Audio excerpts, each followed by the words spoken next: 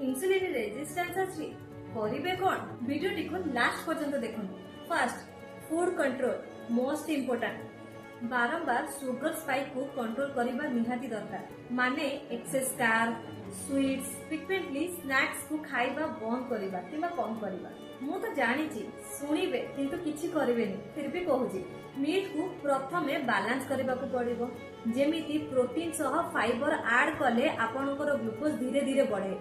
Second, movement बा exercise. Daily body move करबा बहुत ही इम्पोर्टेंट। जेमिति कि चालिबा, स्ट्रेचिंग करबा, एक्सरसाइज करबा।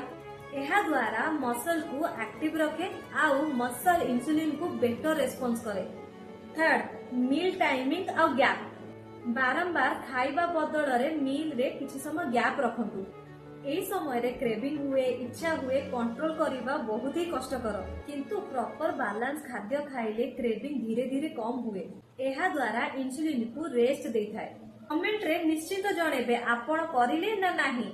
आजि पई एतिकी। Wait for next part.